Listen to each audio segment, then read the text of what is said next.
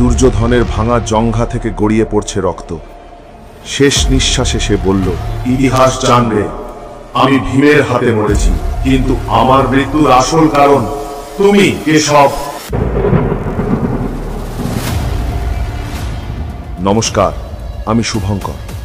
দেবলোকের গল্প চ্যানেলের আরও একটা নতুন এপিসোডে তোমাকে স্বাগত। যুদ্ধ থেমেছে, কিন্তু শেষ হয়নি প্রতিশোধে লাগো। অশ্বত্থামা দ্রোণ পুত্র, অমর কিন্তু অভিশপ্ত, যার কপালে ছিল অমোঘ মণি, যাকে মুছতে পারেনি সময় না কোনো শত্রু। দুর্যোধনের মৃত্যুতে অশ্বত্থামার চোখে জ্বলল প্রতিশোধের আগুন। রাতের অন্ধকারে সে ঢুকে পড়ল পাণ্ডব শিবিরে।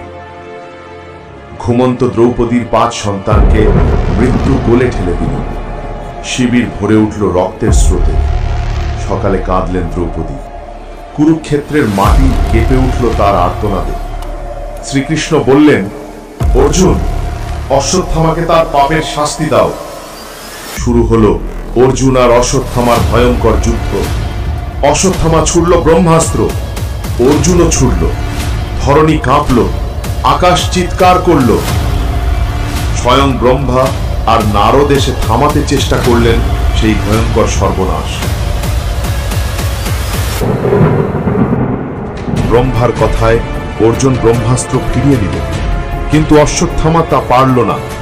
সে ব্রহ্মাস্ত্র নিক্ষেপ করল উত্তরার গর্ভের দিকে, পাণ্ডব বংশের শেষ প্রদীপ নেভাতে।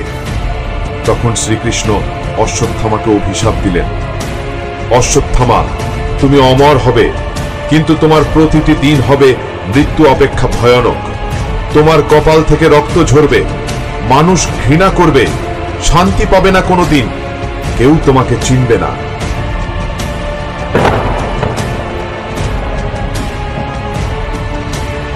আজও নাকি ভারতের মধ্যপ্রদেশ, বুরহানপুর, ঝাঁসির জঙ্গলে অশ্বত্থামা ঘুরে বেড়ায়।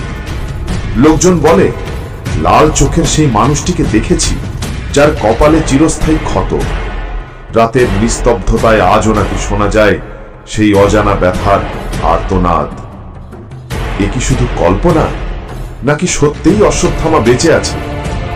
যদি কোনোদিন নদীর ঘাটে কোনো এক অজানা সাধু এসে তোমার মাথায় হাত রাখে, একবার ভালো করে দেখে নিও তার কপালে ক্ষত আছে কিনা।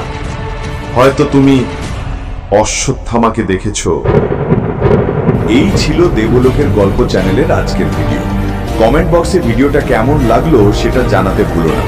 ভালো লাগলে অবশ্যই একটা লাইক করো। আর যদি তুমি হিন্দু ধর্মের হও, তাহলে তোমার আপনজনদের কাছে শেয়ার করতে ভুলো না।